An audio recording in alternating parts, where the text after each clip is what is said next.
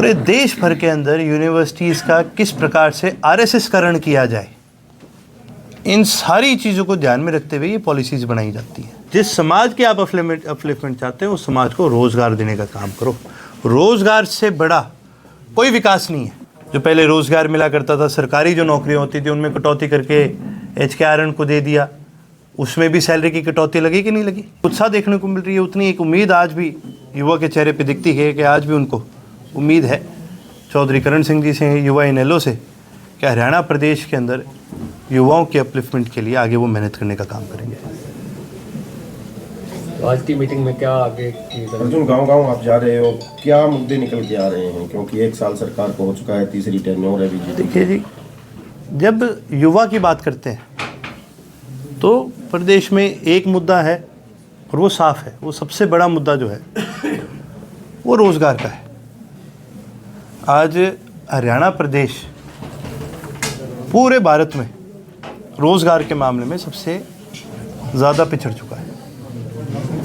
आज हमारे प्रदेश में ना ही कोई बड़ा उद्योग रहा, ना ही हमारे प्रदेश में जो सरकारी मूलभूत सुविधाएं हैं वो तकात लोगों को प्राप्त करवाई जा रही।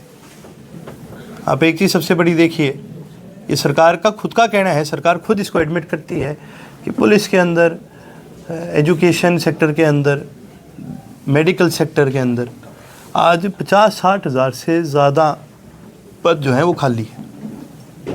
अब जब लॉ एंड ऑर्डर की बात करते हैं तो ये तो महसूस आपको भी होता होगा कि भाई कहीं ना कहीं ख़राब हो गया सिस्टम।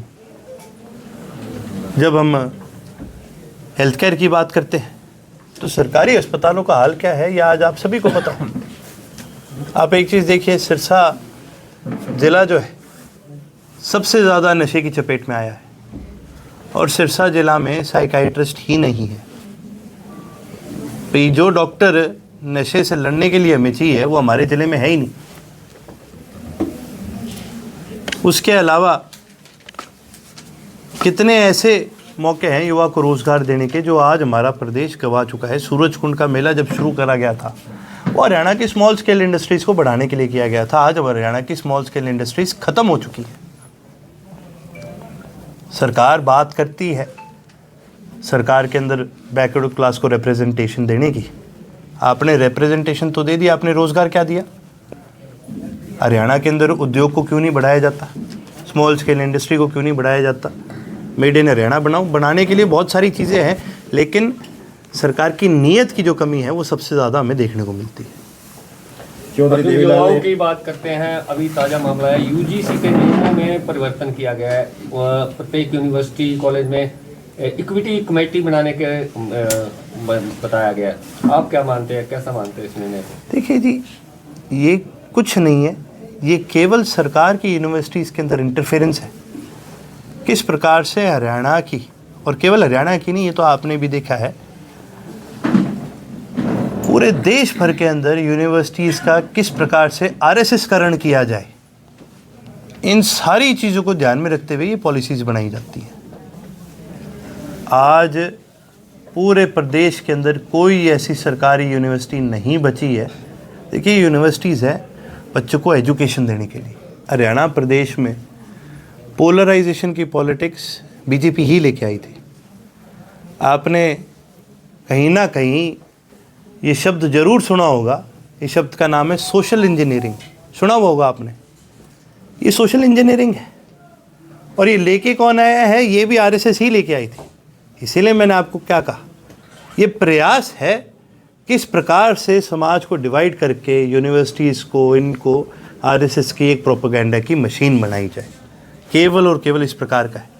यदि सही मायने में आप अपलिफ्टमेंट चाहते हैं तो जिस समाज की आप अपलिफ्टमेंट चाहते हैं उस समाज को रोज़गार देने का काम करो।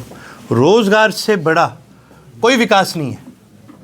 जिसके घर में रोज़गार होगा उसका चूल्हा भी जलेगा, उसके घर में खुशहाली भी आएगी, उसको ताकत भी मिलती है कि कल को कोई समस्या आ जाए तो मैं उससे लड़ सकूं, उससे जूझ सकूं। लेकिन अगर रोज़गार ही नहीं दोगे तो ये बाकी सारी हवाई बातें हैं।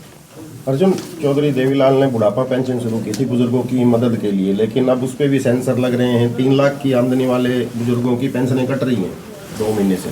हाल ही में सरकार ने एक स्कीम लॉन्च करी थी, लाडो लक्ष्मी योजना, आपको ध्यान होगा। वो स्कीम लॉन्च होने से पहले उस पर शर्तें लगा दी गई कि नहीं लगा दी गई? तो ये जो सरकार है ये केवल और केवल ये सोचती है किस प्रकार से हम पैसे की कटौती करें। अब आप एक चीज़ देखिए, तो सरकार एक तरफ तो कहती है कि कर्जा है, और दूसरी तरफ मनरेगा जो अब जी राम जी बन गया है, इसमें 60% की कटौती लगा दी सरकार ने। इसके अलावा आपके बुजुर्गों की पेंशन में कटौती लगा दी। इसके अलावा HPSC के थ्रू जो पहले रोज़गार मिला करता था, सरकारी जो नौकरियां होती थी उनमें कटौती करके HKRN को दे दिया, उसमें भी सैलरी की कटौती लगी कि नहीं लगी? लाडू लक्ष्मी योजना लॉन्च होने से पहले उसमें कटौती लगा दी। LPG के सिलेंडरों में टोटल नंबर ऑफ जो आपके सब्सक्रिप्शन जाते थे उसमें कटौती, हर चीज़ में इन्होंने कटौती लगाई है। तो फिर हम कर्जे में कैसे जा रहे हैं, मेरे को कोई ये समझा दो। और हर साल वो कर्जा बढ़ता है हमारा। तो ये सरकार जो है, लगातार हमने ये बात कही है कि ये केवल और केवल निकम्मों की सरकार है, इनको सरकार चलानी नहीं आती। ये वोट मांगने थोड़ी जाते हैं।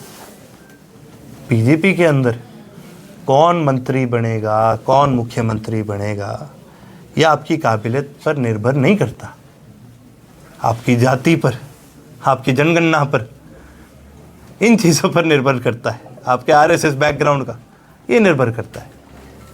तो अगर आपकी लॉटरी लग गई, अगर आप कोटे में आ गए, आप पता नहीं क्या बना देंगे आपको, और जे आप कोटे में ना फिट बैठो तो फिर आपकी टाड़ है। अडवाणी जी सारी उम्र लड़ते गए बीजेपी को जहाँ खड़ी है वहाँ खड़े करने में, लेकिन उनकी जो जनगणना के अंदर जो गिनती होती थी वो कम में आती थी, तो कभी उनको मौका नहीं दिया। बीजेपी केवल और केवल समाज को बांटने की एक मशीन है और कुछ नहीं है।